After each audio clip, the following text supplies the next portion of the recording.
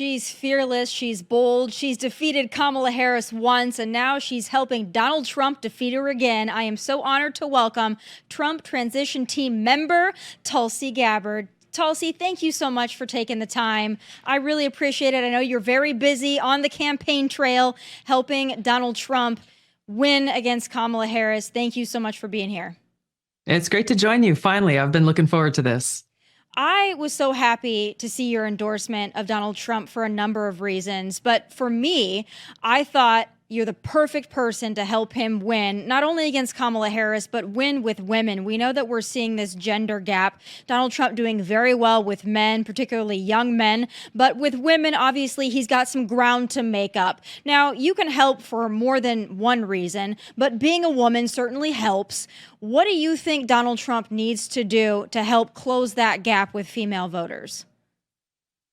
I think just continuing to speak the truth and combat the lies that Kamala Harris and her friends in the propaganda media and big tech are spreading about his positions on issues. When you actually look at the issues and compare the records between Donald Trump when he was president and Vice President Harris over these last 4 years, on so many of the issues that women are most concerned about, that families are most concerned about, Donald Trump is the best person to come back and improve quality of life, reduce the cost of living, reduce the cost of childcare.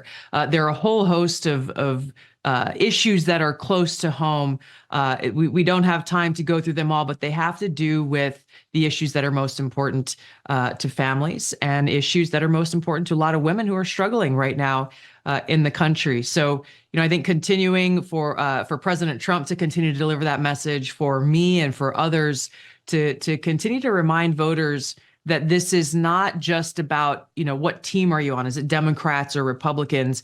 It really is about the issues. It is about a record of success under President Trump and a record of failure under Vice President Kamala Harris. When you ask the most fundamental and important question, which is what is in the best interest of the American people? Who has done a better job meeting the basic core essential needs of the people across this country? And on every measure, when it comes to our borders, when it comes to quality of life and cost of living, when it comes to our national security and foreign policy, President Trump's record of success is apparent, and Vice President Harris, unfortunately, is the reason that we are in so many of the messes that we're in today. So, Tulsi, I think that women care about more than just abortion. In fact, I think they care far more about the economy and they care about their safety. We know that women are being victimized not only through rampant crime, but also this new wave of crime being migrant crime, really putting women in a tough spot. But for the suburban women out there who are activated to vote because of the abortion issue, and they're still a little bit uncomfortable with what they think Donald Trump is going to do in terms of what they deem their reproductive rights, what would you say to those suburban women to make them feel more comfortable casting a vote for Donald Trump? Yeah, first of all, I think your first point I think is really important. And it made me remember back in 2016 when I was a Democrat serving in Congress. Obviously, I left the Democratic Party a few years ago. But at that time, I was a Democrat campaigning against Hillary Clinton, who was running for president at the time. And I remember being attacked by many of my former Democrat colleagues, by Hillary Clinton's friends and fans in the propaganda media, basically saying, how dare you as a woman not support Hillary Clinton? And my response to them always was like, I'm offended that you think that the only thing I care about is my female body parts, and that I don't have the intelligence to look at where Hillary Clinton stands on all of the most important issues that I personally care about, but that are most important to the American people and our ability to live and thrive in a free and peaceful and prosperous society. And I think that same mindset applies to the choice that voters have today. Like you said, many women, can't speak for all of us, but many women are not just single issue voters. But President Trump has talked about the issue of abortion. Again, this is one where on almost a daily basis, we're hearing Kamala Harris and the propaganda media repeat lies because they don't actually want women voters or voters in general to know what President Trump's position is, which is really quite a common sense position. In short, he's talked about how he worked to return this decision to the states. These are conversations that are complex and personal and emotional in many cases that need to happen in our communities at the state level. That's where these decisions need to be made, and they are happening in different states across the country, with states taking on these ballot initiatives or amendments themselves. Contrary to Kamala Harris and all that she says, President Trump does not support a federal abortion ban. That would go against his position with regard to returning the decision to the states. He is supportive of families who are struggling, like myself. My husband and I tried to start a family for years, and we tried through many different means, but through IVF, and unfortunately it didn't work for us, but it works for a lot of people, and people should deserve the right to be able to deal with fertility challenges in the way that they choose, and President Trump supports that. He doesn't support bans on birth control. He doesn't support bans on all of these things that Kamala Harris says that he does, which is really the point here. This is about quality of life.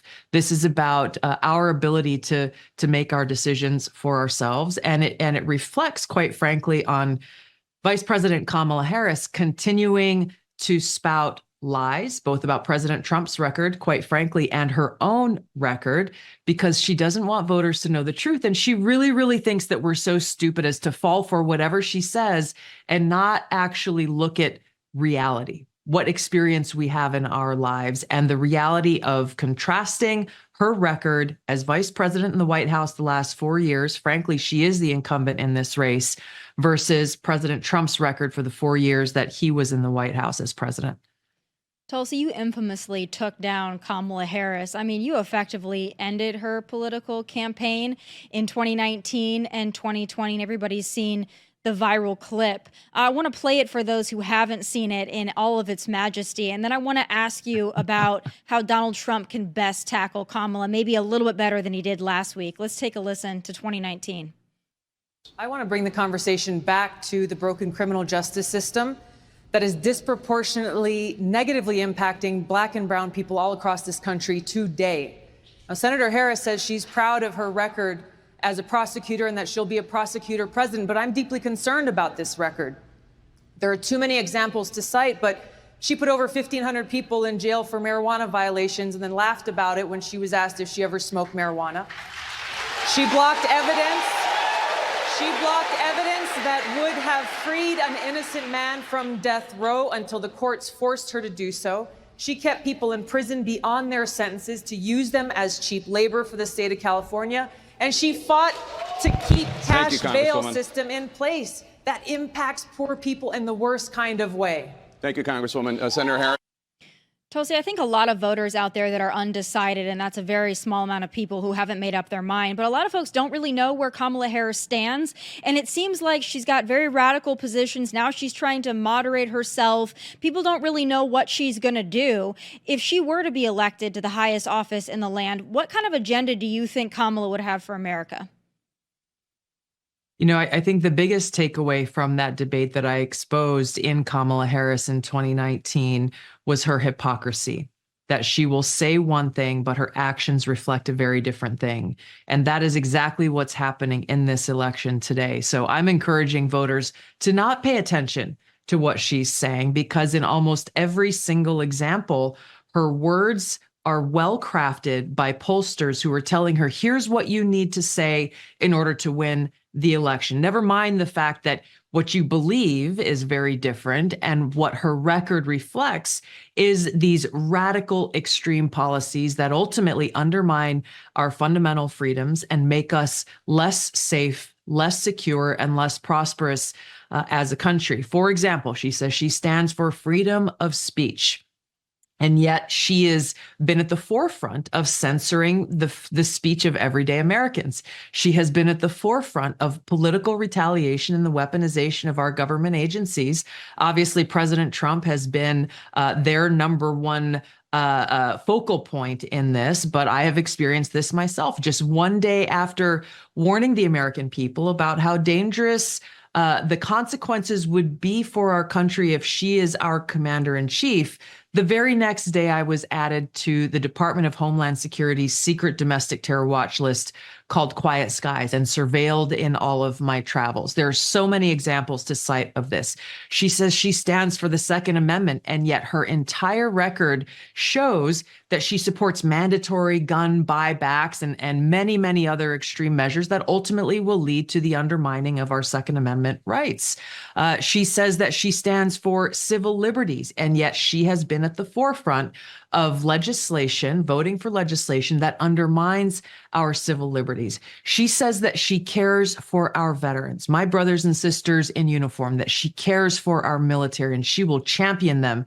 And yet, as we saw in her debate, she looked straight at the American people in that camera and declared with certainty that for the first time in a century, there are no active duty service members serving in any combat zone in the world under the Harris-Biden administration. I have friends who have been deployed to Syria, who are deployed to different countries on the Africa continent, who are deployed to different countries in the Middle East, Green Berets and soldiers, active duty, National Guard and reserves, people who are actively serving in combat zones and who are being attacked and in some cases killed under this Harris-Biden administration. On so many levels, she says one thing, and yet the truth and her record reflects the exact opposite. So I'm encouraging people, hey, if you are unsure about who you want to vote for in this election, look at the facts. Don't pay attention to the propaganda media. Look at the facts of the record between these two candidates and recognize that this choice uniquely in this election is not about, are you red or blue? Are you Democrat or are you Republican? It's about what is in the best interest of you and your family and our country and our ability to live in a truly free, peaceful, and prosperous society. It's a choice between freedom and tyranny, a choice between peace versus war, and prosperity versus economic hardship. This is why I've endorsed President Trump in this election, because I know that in these choices, in these two choices, in this election, he is our best hope to get us back on the path to the kind of country that our founders envisioned for us. So many Trump supporters were so happy to see your endorsement and also hoping that you would provide some guidance to the former president, maybe on how best he could take on Kamala, how best he could prepare not only to debate her, but in his conversations with others about her. Last week's debate, obviously, we know it was a 3-on-1. You mentioned the propaganda media hard at work last week during that debate. Very unfair to Donald Trump. He should just assume that everything's going to be unfair in dealing with the mainstream propaganda media, as you put it. But in just honest, maybe critique or criticism constructively for Donald Trump, what do you think he could do better in his communications with the media and the voters in terms of taking on Kamala Harris? Is there an area where you think his communication could be a little bit better to sway those people who are still undecided?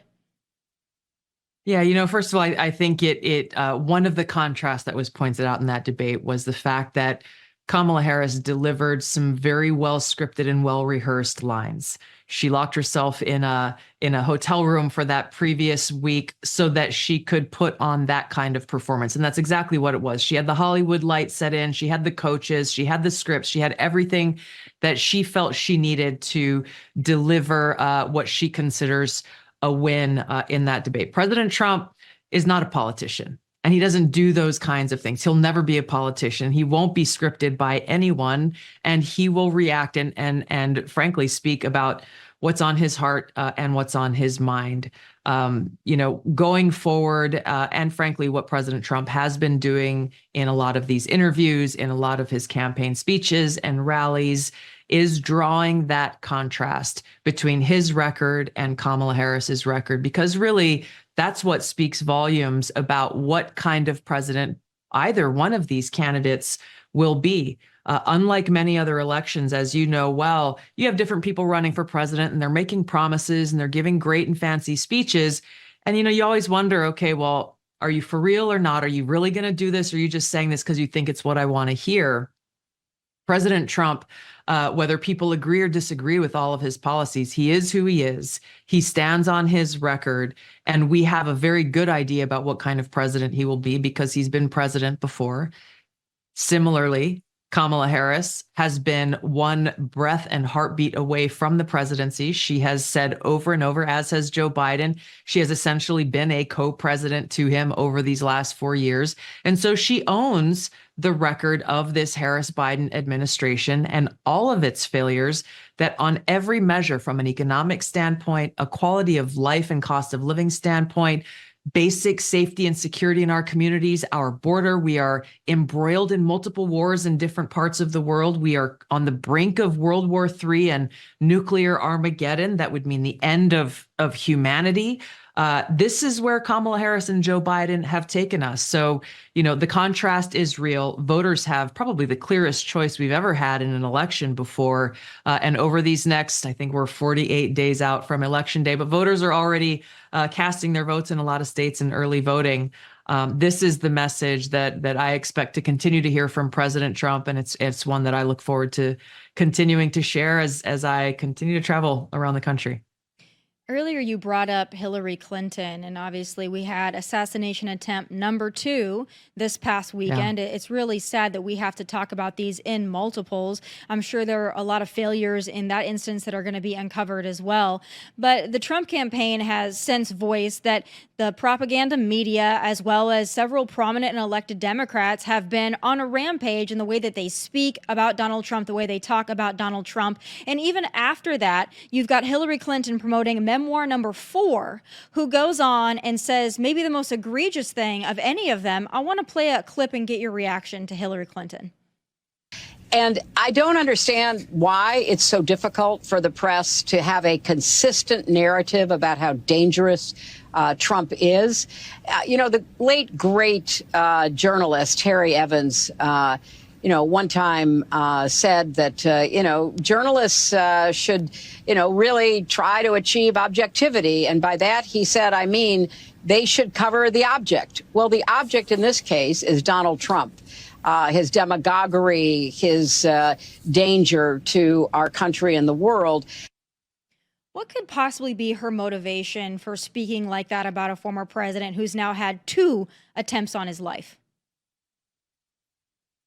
She and others in the Democrat elite, but frankly, it extends beyond the Democrat elite. It extends to the permanent Washington establishment, those who are part of the national security state, deep state, military industrial complex, all of those whose positions in power are most threatened by another Donald Trump presidency. They're all of this same mindset, which is why we continue to hear this very, very dangerous and insightful rhetoric coming from highly influential people like Hillary Clinton at the forefront, who have huge platforms and huge influence.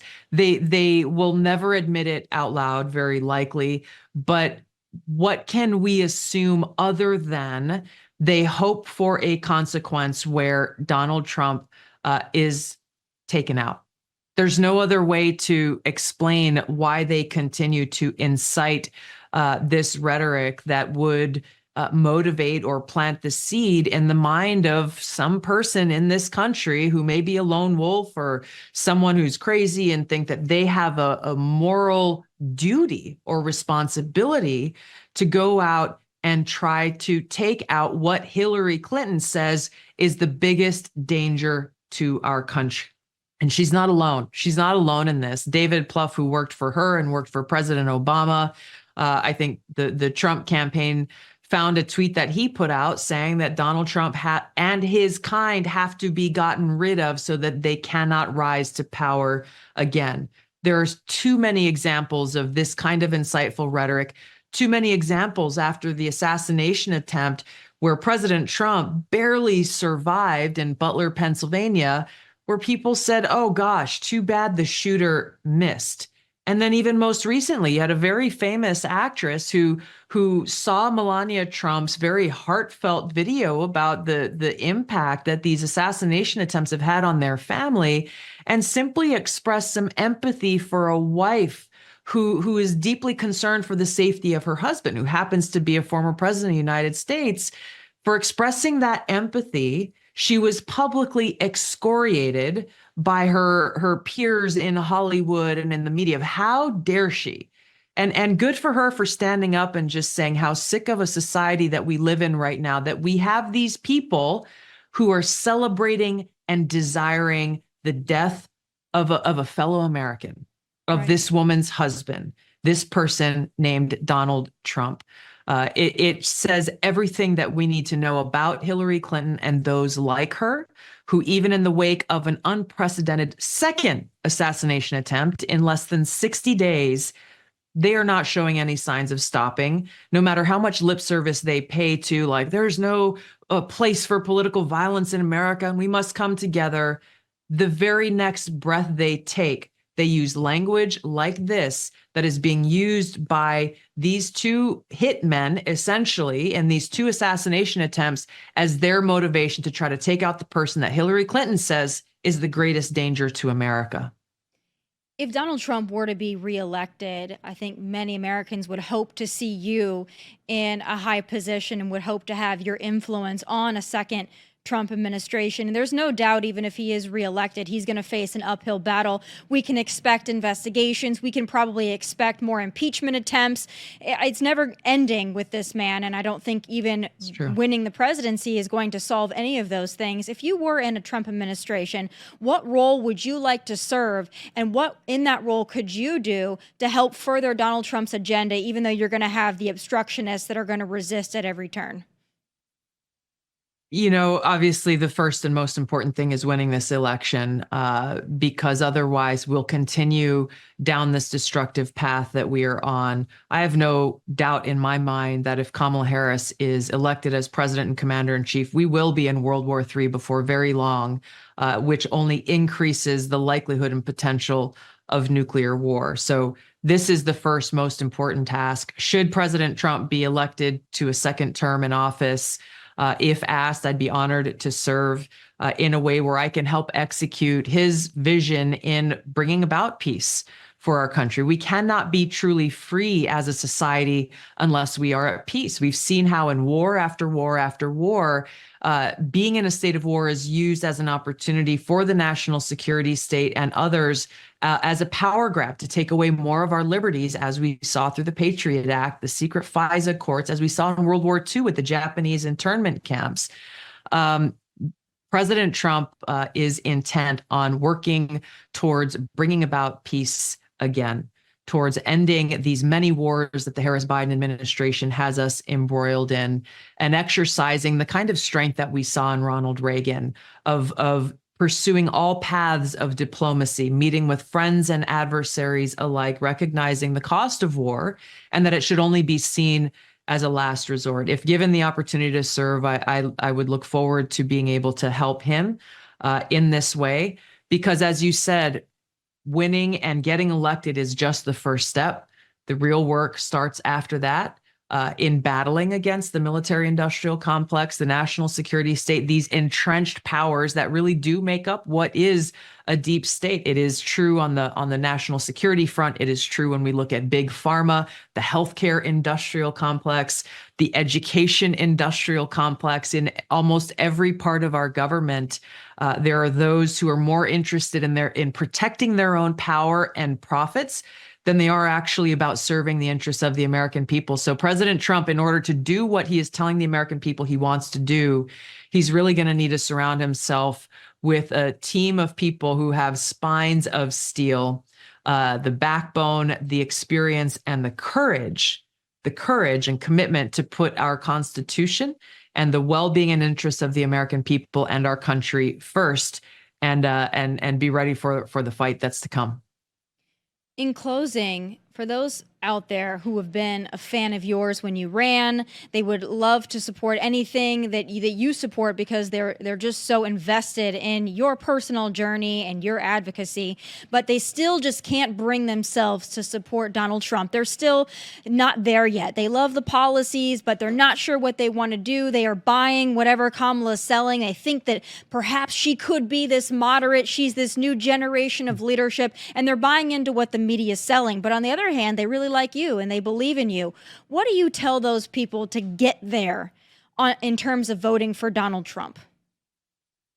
I would encourage people to set the personalities aside and really focus on what's at stake for all of us as Americans. If you care about secure borders, then Donald Trump should get your vote. If you care about freedom of speech and civil liberties, protecting our civil liberties and our constitutional rights enshrined in the Bill of Rights and the Constitution, then Donald Trump should get your vote.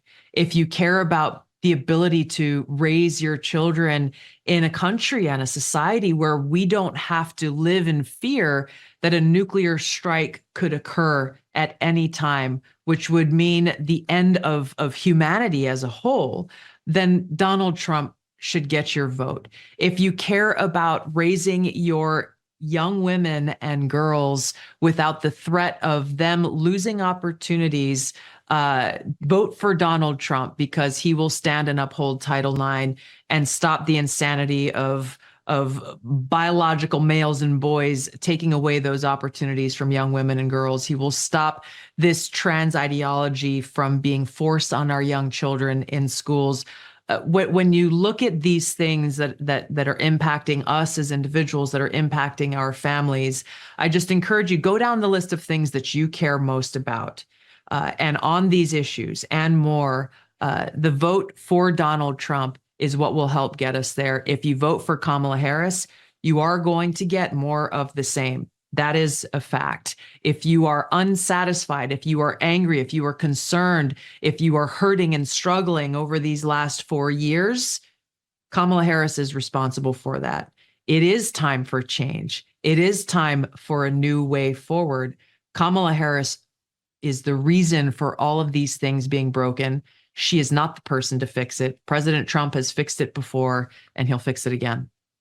And we hope that you're alongside him in that administration. I think a lot of Americans are comfortable having you, at least in some sort of a role in a new Trump administration, because you do offer also new leadership and new guidance, and also you offer a variety of opinions that maybe not all of his other advisors would have. And that's just going to make any administration better. Tulsi, thank you so much for taking so much time. Thanks, and also Tomi. for being out there working relentlessly as a patriot for the American people, and also on behalf of the former president to get him elected. We sure hope to see you in some role very soon. And thanks so much for taking the time.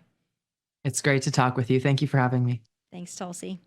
All right, folks, that does it for this very special episode of Tomi Lahren is Fearless. I will see you right back here live, 1 p.m. Eastern on Monday. Also, catch full episodes of this show on Fox Nation at your leisure. Please like and subscribe to our YouTube channel at Tomi Lahren is Fearless. From Nashville, God bless and take care. Hey, thanks for watching. If you want more of my hottest takes, must-see conversations, and of course, my final thoughts, click here and make sure you subscribe here so you never miss a beat. I'll be here every weekday, and I hope you'll join me.